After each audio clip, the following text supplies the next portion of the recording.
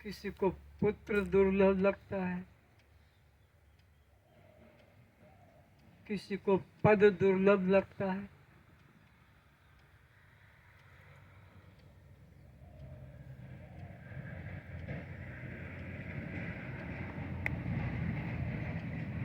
किसी को स्वास्थ्य दुर्लभ लगता है।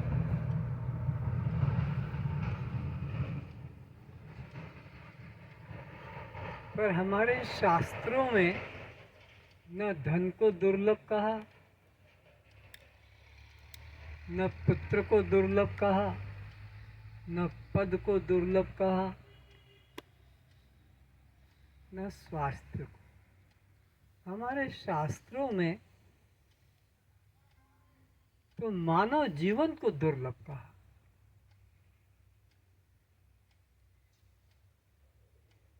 जीवन तो 84 लाख प्रकार के हैं।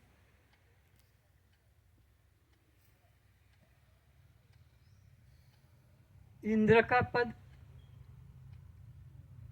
उसको भी दुर्लभ नहीं कहा। ये देवताओं को भी दुर्लभ नहीं कहा। इस मनुष्य जीवन को दुर्लभ क्यों कहा? उन्हें दुर्लभ क्यों नहीं कहा? उनके पास शक्ति भी बहुत है, उनकी उम्र भी बहुत है, उनकी भोग शक्ति भी और भोग भी बहुत है।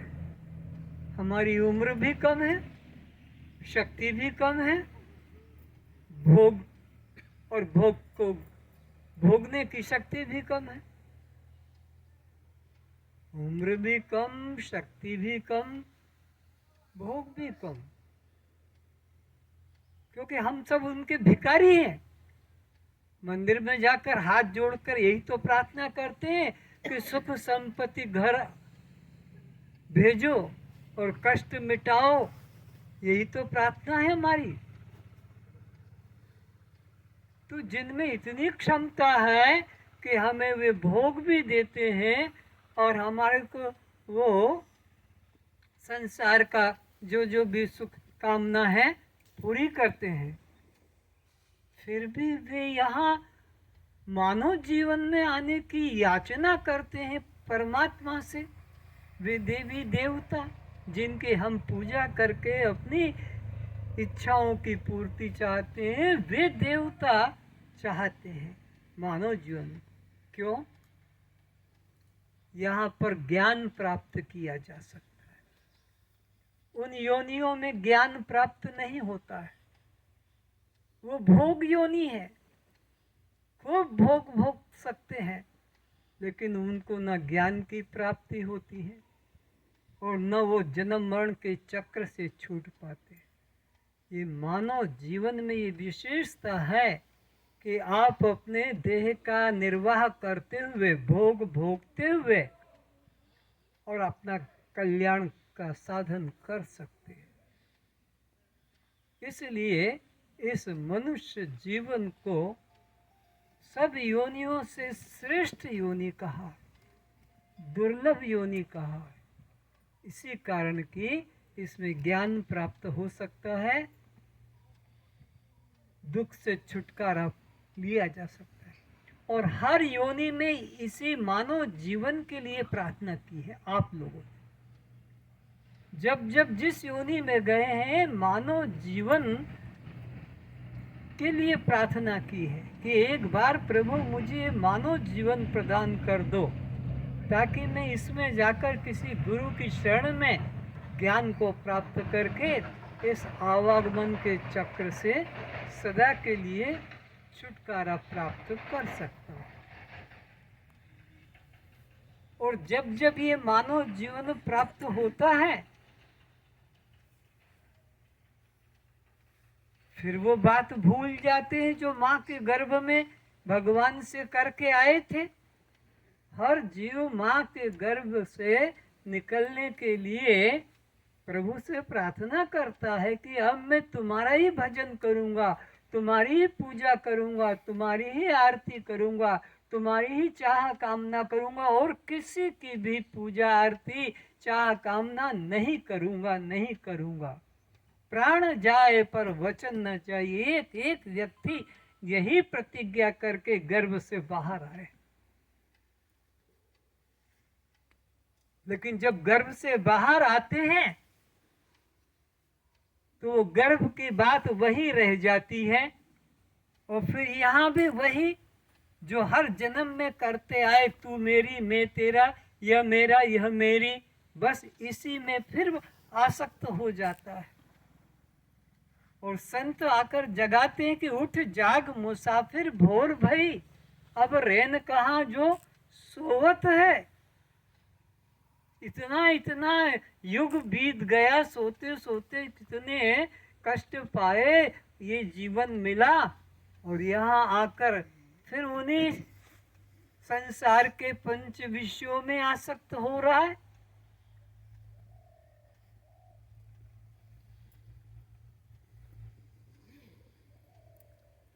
तो प्रार्थना करता है सुख संपत्ति घर आवे, कष्ट मिटे तन का। लेकिन देखने से कुछ बात दूसरी लग रही है कि आप तो दुख को पाने की याचना कर रहे हैं। बोलते हैं सुख संपत्ति घर आवे, कष्ट मिटे तन का, लेकिन अगर विचार किया जा रहा है, सोचा जा रहा है, तो एक भी व्यक्ति नहीं है पृथ्वी पर जो आनंद को हृदय से चाहता हो। कहने को कहते हैं कि संसार का प्रत्येक प्राणी समस्त दुखों से छुटकारा और अखंड आनंद की प्राप्ति चाहता है। कहने को कह रहे हैं, लेकिन अनुभव में बात तो दूसरी आ रही है कि संसार का प्रत्येक प्राणी दुख को पाने के लिए कष्ट से कष्ट भी सहने को तैयार है। जितना भी कष्ट मिलेगा मैं सहने को तैयार हूं, ताकि मुझे अधिक से अधिक दुख मिले। कोई है ही नहीं जो वास्तव में दुख से छूटना चाहता हो और आनंद पाना चाहता हो, बल्कि देखा यही जाता है कि कष्ट पाकर भी, मुश्किलों को सहकर भी, दुख को पाकर भी हम दुख को ही निमंत्रण दे रहे हैं, सुख कोई चाहता नहीं। नहीं तो एक क्षण नहीं लगे सुख पाने में, एक क्षण नहीं लगे, कोई रुकावट नहीं है तुम्हारे सुख के बीच में आने वाला। तुम हृदय से नहीं चाहते हो, नहीं तो सुख कोई बाहर की वस्तु नहीं है, सुख तो तुम्हारा स्वभाव है, तुम्हारा प्रकृति नेचर है। अग्नि को उष्णता के लिए कौन रुकावट कर रहा है? बर्फ को शीतलता के लिए कौन रुकावट कर रहा है? चीनी को मधुरता के लिए कौन रुकावट कर रहा है? तो इस आत्मा को आनंद के लिए कौन रुकावट कर रहा है? वो तो स्वभाव है, अग्नि उष्णता की तरह, बर्फ शीतलता की तरह। आनंद जीव का स्वभाव है। क्या देर लगेगी? एक क्षण की देर है और आनंद का अनुभव तुम्हें लग सकता है। लेकिन तुम तो आनंद को दूर किए जा रहे हो, प्रार्थना कर रहे हो, दुख के लिए याचना करते हो। थोड़ा दुख मिल रहा है तो वो बड़े दुख के लिए प्रार्थना कर रहा है। 500 वाला 1000 के लिए प्रार्थना कर रहा है, 1000 वाला 5000, 5000 वाला 10,000, 1 लाख वाला 10 लाख, 10 लाख वाला करोड़, करोड़ वाला और अधिक से अधिक कैसे मुझे दुख मिले, उसकी योजना बनाई जाती है। एक साधारण सा व्यक्ति अपने झोपड़े में रहता है, लेकिन वो उसमें जो कष्ट पाता है और बड़ा कष्ट पाने की योजना करता है। एक मंजिला मकान हो जाए, एक मंजिला मकान हो गया उसमें कम कष्ट आया है, और ज्यादा कष्ट मिले तो 2 मंजिल वाला, फिर 5 मंजिल वाला, कष्ट पर कष्ट की याचना करते हैं। एक फैक्ट्री वाला 2 फैक्ट्री की में लगा हुआ है, एक नौकरी वाला दूसरे के, ताकि मुझे और अधिक से अधिक दुख मिले। दुख को निमंत्रण देकर तुम तो बुला रहे हो। कितनी मुश्किल करके कष्ट पाकर तुम दुख को संग्रह करने में लगे हो सारे लोग। बस दुख अधिक से अधिक मुझे कैसे मिल जाए, उसकी तुम्हारी योजना चल रही है। तुम्हारे ये कलेक्टर मिनिस्टर बनने की इच्छा कर रहे हैं ताकि और अधिक दुख मिले। मिनिस्टर मंत्री बनने में लगा है, मंत्री प्रधानमंत्री बनने में लगा है ताकि और अधिक दुख हो, ताकि चैन से रात को सो भी ना सकूं, कि खा भी ना सकूं, कि मैं घूम भी नहीं सकूं। कैसे करके अपने को बंधन में बांधने की योजना बनाई जा रही है और कहे जा रहे हम तो सुख चाहते हैं। कोई सुख नहीं, बल्कि सब दुख को, ये मेरी जमीन जान दे दूंगा इसके पीछे, ये मेरी पत्नी इसके पीछे जान दे दूंगा, ये मेरा लड़का इसके पीछे जान दे दूंगा मेरा मकान के लिए। ये क्या है सब? ये सारी तुम्हारी योजना ही है, दुख को बढ़ाने के लिए है, दुख को पाने के लिए है। तुम कहाँ आनंद चाहते हो? आनंद तो एक क्षण के अंदर प्रकट हो सकता है, लाना भी नहीं है, क्योंकि वो तो तुम ही हो। तो तुमको तो दुख से ऐतराज नहीं है, दुख तुम खुशी से मांग रहे हो कि और अधिक से अधिक मुझे दुख मिले। तुम अपने अनुभव में देखो, रात्रि को सोते हो,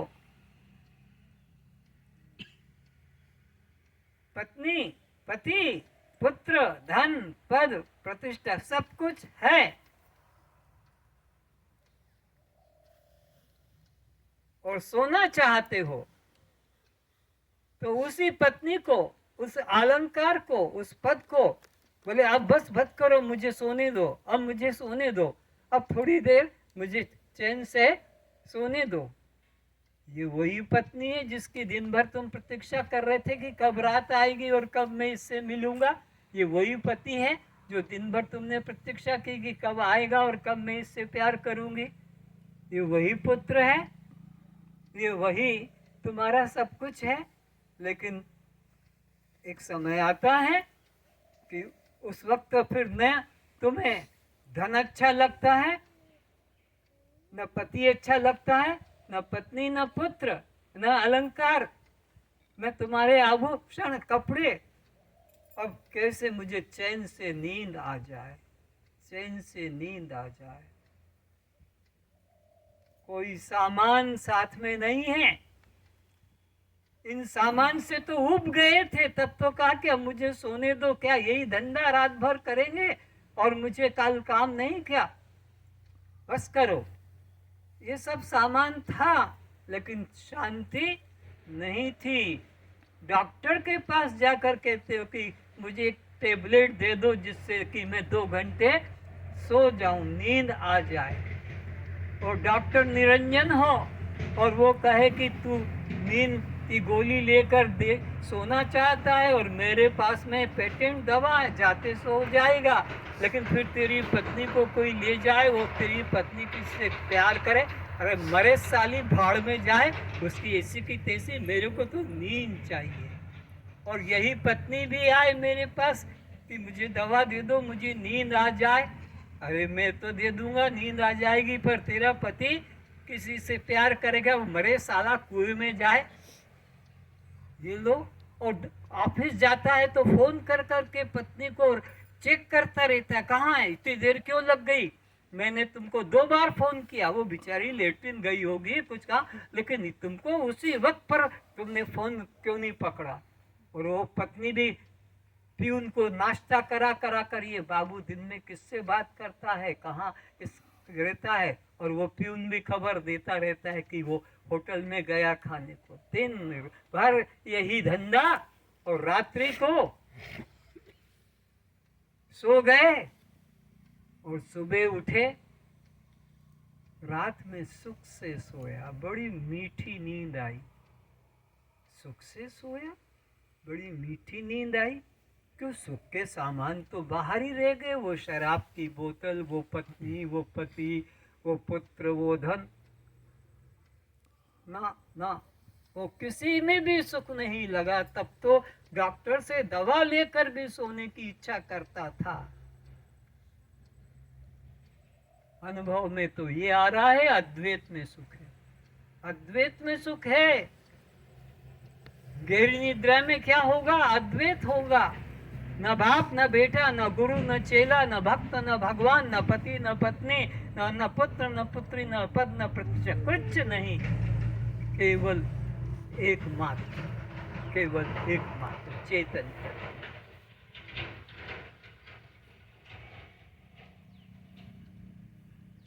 वहां कोई नहीं है मेरा कहने को, मेरी कहने को, मेरे कहने को। तो तुम देख लो, अब गणित लगा लो अभी सब बैठे हुए कि गहरी निद्रा में क्या चीज थी सुख देने वाली, और जागृत में क्या चीज है दुख देने वाली। तो जो दुख देने वाली चीज सपने में नहीं थी, गहरी नींद में दुख देने वाली चीज वहां नहीं थी, जागृत में वो मिल गई। तो जागृत में कौन है? दुख देने वाले। और गहरी निद्रा में कौन है? आनंद देने वाला। तो आनंद देने वाला कौन है वहां पर? वहां केवल मैं है, केवल मैं। कोई मेरा नहीं, कोई मेरी नहीं, कोई मेरे नहीं। नींद खुलने पर क्या हो गया? ये दुख का बाजार, ये शोरगुल, ये कहां से आ गया? ये सब मेरा, मेरी और मेरे, जिनको तुमने बनाया है, ये दुख के साधन हैं। ये सब दुख के साधन हैं। जिनको मेरा कि मेरी कि मेरे कह दिया, अपने को उनसे बांध लिया है, यही है दुख का साधन। तो तुम तो इन्हीं को तो बचाने में लगे हो। मेरा मकान, मेरा लड़का, मेरी पत्नी, मेरा पति, मेरा पद, तो ये न जाए, ये इसके लिए हम अपनी जान लगा देते, जेल तक जाते हैं, फांसी तक ग्रहण कर लेते हैं, छुरियां एक दूसरे को मार रहे हैं। किसको? इन मेरा, मेरी और मेरे को बचाने को। तो ये तो दुख के देने वाले हैं। दुख तो इन्हीं से आता है। गहरी निद्रा में तो कोई मेरा नहीं था, गहरी निद्रा में कोई मेरी नहीं थे, गहरी निद्रा में कोई मेरी, मेरा, मेरी नहीं, तो दुख भी नहीं। जागृत आते ही क्या हो गया? ये बाजार आ गया मेरा, मेरी और मेरे का। ये दुख तुमने अपने आप बुलाया है। तो तुम सच्चे हृदय से दुख से छूटना नहीं चाहते हो, दुख को जकड़ के पकड़ के रखना चाहते हो। अपने को कष्ट में भूखा प्यासा रह कर भी इनको बचाने में दुख कैसे बचा रहे, दुख छूट ना जाए। नहीं तो एक सेकंड लगेगा, कोई मेरा नहीं, बस बात खत्म। कोई मेरा नहीं, एक सेकंड में। अब दुख कहाँ है? चारों तरफ गर्दन घुमा के देख लो, ये सब उधर रह गए। लेकिन तुमने तो अपने प्राण उनमें जोड़ रखे हैं कि ये मेरी, ये मेरा, ये मेरी। भगवान में मेरा, मेरी और मेरा भाव नहीं जितना संसार के प्रति है। अगर तुम सचमुच में आनंद चाहते हो तो आनंद तो तुम्हारा स्वभाव है। उसके लिए कहीं जाना नहीं पड़ेगा, दौड़ना नहीं पड़ेगा, छोड़ना नहीं पड़ेगा जंगल कि वहां जाकर हम जंगल में रहेंगे। वो तो तुम्हारे चारों तरफ है, आगे पीछे, दाएं बाएं, ऊपर नीचे, भीतर बाहर। जैसे आकाश, आकाश को पाने के लिए कहीं यात्रा करने की जरूरत नहीं, दौड़ने की जरूरत नहीं, खोजने की जरूरत नहीं। और जिसे खोजा जाएगा वो परिच्छिन्न पदार्थ कभी आनंद रूप नहीं हो सकता। जिसे खोजा जाता है वो परिचिन्न पदार्थ, एक देशी पदार्थ है। तो वेद तो कहता है यो वही भूमा तत्सुखम, अरे जो व्यापक है, जो भूमा है वो आनंद रूप है। न अल्पम सुखम अस्ति, अल्प में सीमित में सुख नहीं है।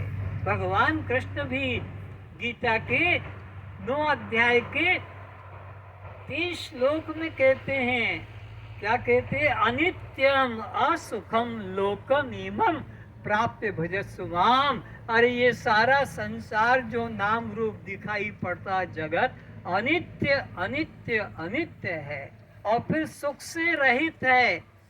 सुख से रहित यानी दुख रूप है, क्योंकि सुख से रहित जो होगा वो दुख रूप होगा, और अनित्य है। ये भगवान के वचन है, और इसी में तुम जीवन प्राण लगा रहे हो बचाने में, इसी को कमाने में, इसी का संग्रह में कि ये कैसे बढ़ जाए, ये जमीन, ये धन, ये मकान, ये मेरे अलंकार, ये मेरे पद, मेरी सामग्रियां, सारा घर कूड़ा कबाड़ा बना दिया है। न खुले रूप से चल सकते हो, न आसान प्राणायाम कर सकते हो, इधर उधर इधर उधर जो चीज मिले बस ले आओ घर में। बाहर कहीं बम्बई कलकत्ता, कहीं इंग्लैंड अमेरिका, कुछ न कुछ लेकर अपने घर में लाकर डाल देंगे, कुछ न कुछ लाकर डाल देंगे, वहां से लाया हूं, वहां का है, इतना भर रखा है। कहाँ है यहाँ सुख? सारा घर को तुमने ऐसे ही कूड़ा घर बना दिया है, लेकिन सुख कहाँ मिला? तो आनंद तो तुम्हारा स्वभाव है, उसके लिए कहीं याचना नहीं करना, भीख नहीं मांगना, खोजना नहीं है, बस दृष्टि को अंतर्मुखी करना है। ये जो बहिर्मुख दृष्टि है, बस इसको इतना करना है। तुम कितने भी सूर्य को पीड़ देकर गए हो, सूर्य को पीड़ देकर सूर्य के दर्शन के लिए कितने भी, तुम्हें कभी भी उसका दर्शन नहीं होगा। अनंत जन्म बीत जाएंगे चलते चलते, सूर्य का दर्शन तुम्हें नहीं होगा। दर्शन की सचमुच में इच्छा है तो जहां भी हो वहीं से खड़े हो, बस गर्दन घुमा दो, खड़े होकर वहीं से गर्दन घुमा लो, तुम्हें वापस इतना चलकर आने की जरूरत नहीं है। इसी तरह परमात्मा के लिए भी तुम्हें कहीं बाहर यात्रा करने की जरूरत नहीं, तुम जहां हो बस दृष्टि को घुमा लो।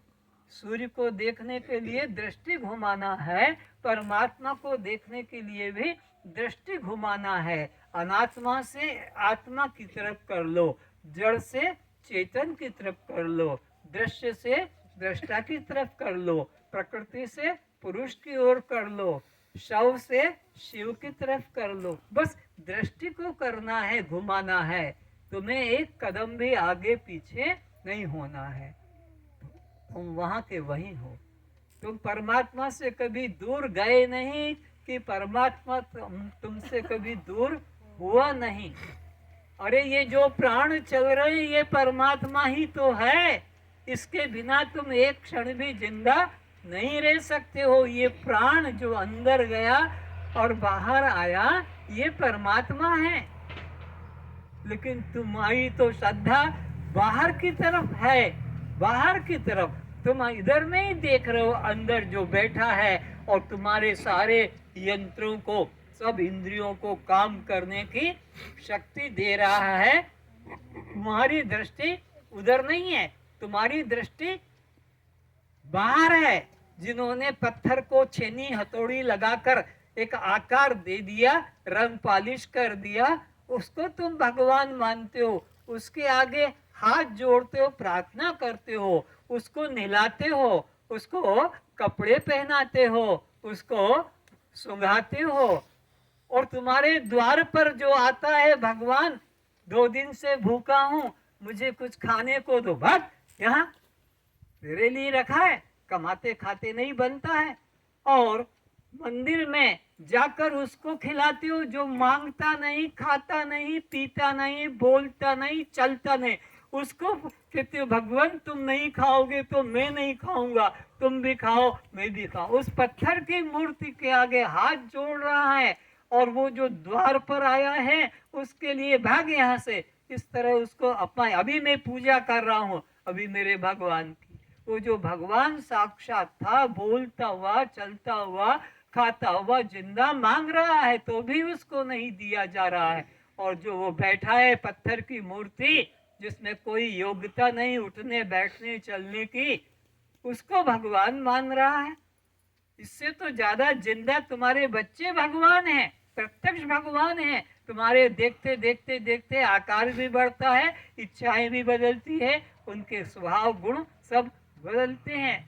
तुम्हारे भगवान में क्या, तो परमात्मा तो तुम्हारा अपना स्वभाव है, स्वरूप है। उसको पाने के लिए कहीं बाहर जाने की आवश्यकता नहीं है, क्योंकि ये जो तुम्हारी क्रियाएं हो रही है जन्म से मृत्यु तक, उस चैतन्य की ही क्रियाएं हैं। वो चैतन्य ही से ये सारा संसार, ये सारा बगीचा, एक एक पत्र पत्र, एक एक मिट्टी का कण, सब में एक वो परमात्मा ही तो विराजमान है। इससे ज्यादा और परमात्मा देखने को कहाँ मिलेगा। चाहे वृक्ष को देख लो, चाहे बच्चे को देख लो, इनमें जो आ रहा है परिवर्तन, कितना सुंदर रूप रंग सुगंध दिया है, ये परमात्मा नहीं दिखते। तुम्हें वो दिखता है जो एक किसी मूर्ख ने पत्थर को तोड़कर मिट्टी को थाप कर आकार दे दिया, उसको परमात्मा मानते। कभी भी तुम्हें शांति बाहर नहीं मिलेगी। आज तक जिन जिन ने भी आनंद पाया है, एक ही उनका अनुभव निकला है कि आनंद बाहर नहीं, आनंद अंदर है।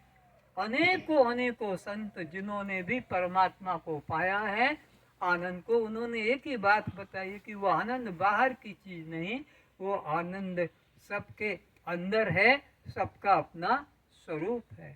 तो उसको केवल जानना है, विचार करना है कि इसमें क्या है, मैं क्या हूँ, मैं कौन हूँ, मैं कहाँ से आया हूँ, क्या करने आया हूँ, कहाँ जाऊंगा, क्या संग्रह करने में लगा हूँ, क्या संग्रह करने में लगा हूँ, क्या मेरे साथ जाएगा, ये विचार जगाना है। तो जो मेरे साथ जाएगा उसका संग्रह करने में पूरा तन मन लगाना, जो मेरे साथ जाएगा। और जो मेरे साथ जाएगा नहीं, यहीं रखवा लिया जाएगा, यहीं छीन लिया जाएगा, उसको बचाने में मैं अपना जीवन प्राण लगा रहा हूँ, युक्तियाँ सोच रहा हूँ, कैसे ये बचाऊं, कैसे ये बचाऊं, कैसे इसको बनाऊं, किसको इसको बनाऊं, और बढ़ाऊं और बढ़ाऊं। अरे जो तेरे साथ जाने को तैयार नहीं है, तेरे को ले जाने नहीं दिया जाएगा, तू चाहेगा कि ठीक है वो मुझे नहीं ले जाने देंगे तो मैं ही इसके साथ रह जाता हूँ, तो भी इसके साथ तुझे नहीं रहने दिया जाएगा। जितने श्वास का तुझे दिया है खर्च करने को, उसके बाद एक श्वास भी तू ज्यादा नहीं रह पाएगा। तो जो तेरे साथ नहीं जाने को है, उसको तू संग्रह करने में लगा है, उसको बढ़ाने में लगा है, उसको बचाने में लगा है। ये सुनने वाले अभी बहरे मत बनो, अभी सुनो यहाँ, ताकि तुम्हारी आसक्ति टूटे कि अब मैं 1 से 2 नौकरी, 1 से 2 मकान, 1 से 2 बीवी, 1 से 2 बाबू, या 1 से 2 बच्चे, या 1 से 2 और कुछ बढ़ा लूं। ये एक भी तुम्हारे साथ जाने वाला नहीं है। और ये कोरोना तो तुम्हारे लिए परमात्मा का आशीर्वाद बना हुआ है साक्षात, कि देखो कितना विवेक जग रहा है कि पति हॉस्पिटल में, पत्नी जा नहीं सकती उसके पास में, पति को घर नहीं ला सकती है, पत्नी हॉस्पिटल में है, पति नहीं जा सकता है, वहाँ से तुम घर भी नहीं ला सकते हो। अरे तुम मुर्दे को भी लाना चाहो तो हॉस्पिटल वाले मुर्दे को भी नहीं, वो भी वही जलाएंगे, फूकेंगे, कुछ भी। ये प्रत्यक्ष देख लो कि पत्नी भी काम नहीं आया, पुत्र भी काम नहीं आया, पत्नी भी काम नहीं आई, तुम्हारा धन कुछ भी काम नहीं आया, और तुम अब पागलों की तरह मुख के ऊपर पट्टी बांध के घूम रहे। सोचते नहीं हिरण्यकश्यपु ने क्या क्या कहा था भगवान से कि मुझे ऐसा वर दे दो कि न दिन में मरूं, न रात में मरूं, न घर में मरूं, न बाहर मरूं, न मनुष्य से मरूं, न पशु से मरूं, न मैं अस्त्र से मरूं, न शस्त्र से मरूं, न दिन में न रात में, न पृथ्वी पर न आकाश में। भगवान का जा तुझे दे दिया आशीर्वाद, सब कुछ दे दिया आशीर्वाद, फिर भी विचारो ये प्रहलाद का पिता हिरण्यकश्यपु फिर अभी कहाँ है वो? देखो उसका कौन सा गांव है जहां पर वो मिल जाएगा, क्योंकि भगवान ने तो कह दिया था कि दिन में भी नहीं, रात में भी नहीं, घर में भी नहीं, बाहर भी नहीं, और मनुष्य से नहीं, पशु से नहीं, अस्त्र से नहीं, शस्त्र से नहीं, जमीन आसमान कहीं भी नहीं मरेगा। लेकिन फिर भी मौत ने तो रास्ता निकाल दिया। और फिर तुम अपने देखो, ये पांचों पांडव ये बचा पाए, ये तुम्हारे रामकृष्ण अपने को बचा पाए, जिसके पत्थर से, जिसके पैर के छूने से पत्थर चेतन हो गया। राम के पैर छूने से वो पत्थर अहिल्या चेतन हो गई, वो राम खुद ही चले गए। दूसरों को जीवन देने वाले, दूसरों को मुर्दों को जिंदा करने वाले वो सिद्ध महात्मा खुद अपने मर गए। और तुम्हारे यहाँ पर भी तुमने देखा कि पहले घोषणा हुई थी तुम्हारी कि सब लोग जो है तालियां बजाएंगे, घंटा बजाएंगे कोरोना को भगाने के लिए। भगा कर देखा, नहीं भगा तो फिर बोले जब दीपक जलाओ, घर की बिजली बंद करो, घर घर में दीपक जलाओ।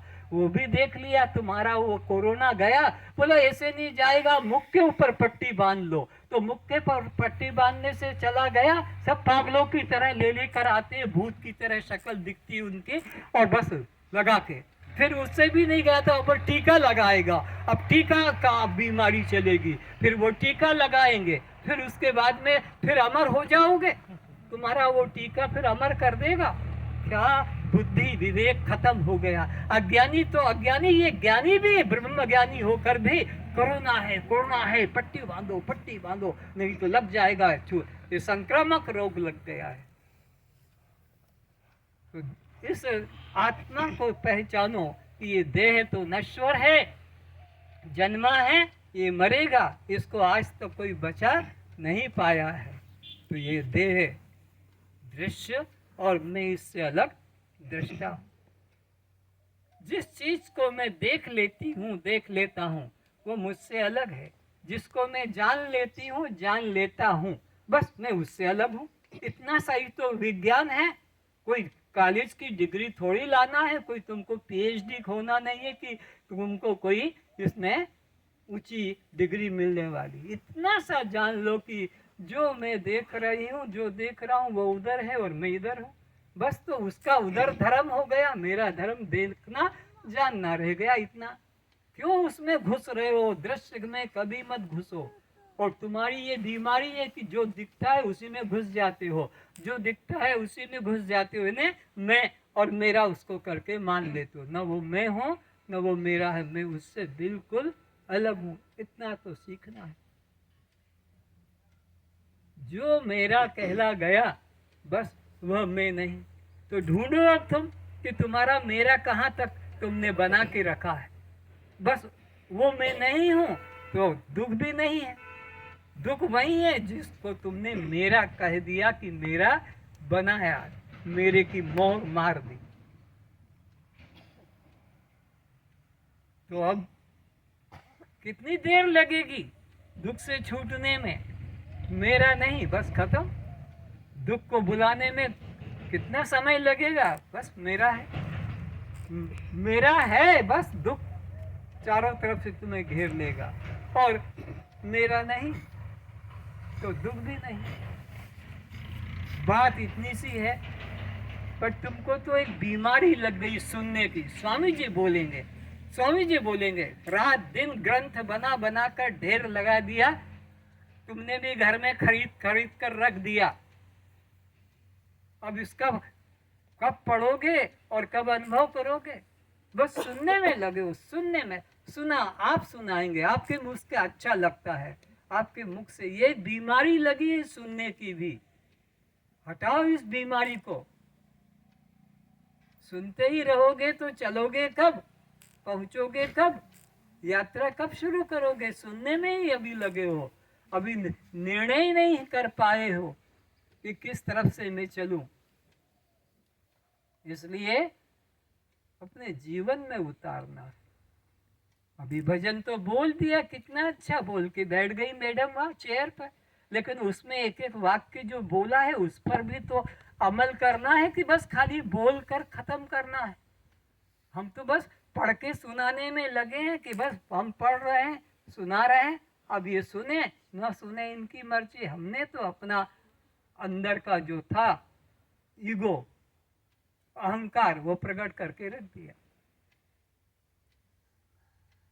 इसलिए श्रवणम तो पूर्व मननम तद अंतरम, पहले सुनो उसके बाद में फिर उसका मनन करो। मनन करते नहीं, श्रवण करते रहोगी तो क्या होगा? यही होगा कि बहेलिया आएगा, जाल बिछाएगा, दाने डालेगा और मैं फंसूंगा नहीं। ये सीख लिया और बहेलिया आया, जाल बिछाया, दाने भी डाले और दाने चुगते गए और बहेली ने जाल समेटा कि वो जाल में जा रहे हैं और बोल भी रहे, बहेलिया आएगा, जाल बिछाएगा, दाने डालेगा और मैं फंसूंगा नहीं। कस्तम, देखो ये सब वो तोते हैं, ये सब तोते रटे हुए हैं। एक मिनट नहीं लगा, अरे तूने वो मास्क नहीं लगाया? कस्तम दृष्टा साक्षी आत्मा हम, हाँ अरे मास्क लो, लगाओ, कोरोना आ रहा है।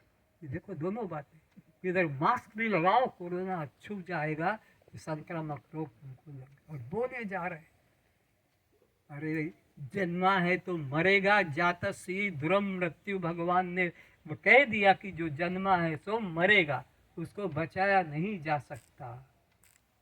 इसलिए हे अर्जुन तू शोक मत कर, मार इनको, ये तो पहले से मरे मराए हैं, ये जितने बैठे हैं सब पहले से मरे मराए हैं, तो इनको मारकर जो है मुझे निमित्त बनने दे। ये सब पहले से मरे मराए। तो अपने स्वरूप का निश्चय करो कि मैं तो चैतन्य आत्मा हूँ, मैं साक्षी आत्मा हूँ, ये अंदर जगाओ, कोई रोग मुझे छू नहीं सकता। अरे जब शास्त्र कहता है, वेद कहता है कि अग्नि जला नहीं सकती, पानी भिगा नहीं सकता, पवन सुखा नहीं सकता और शस्त्र तुमको, ये शास्त्र कह रहा है, भगवान कह रहे हो, उन पर विश्वास नहीं है, मूर्ख समाज पर विश्वास है। बस मास्क लगा लो बच जाओगे, मास्क लगा लो बच जाओगे, या ये करो ऐसा करो, उसी में लगे सारा दिन तुम्हारा, इसी में लगता है क्या खाऊं क्या खाऊं, क्या बनाऊं क्या खाऊं, क्या बनाऊं, क्या पहनूं क्या पहनूं, इसी को सजाने में लगे हो। कौन सा क्रीम लाऊं, कौन सा पाउडर लाऊं, कौन सा लिपस्टिक लाऊं, कौन सी हेयर डाई लाऊं, कि कौन सा मैं यह चीज लाऊं, ताकि बस मैं दिन भर इसी को सजाने में लगे, जो तुम नहीं, जो तुम्हारा नहीं। अरे जीवन निर्वाह करना है।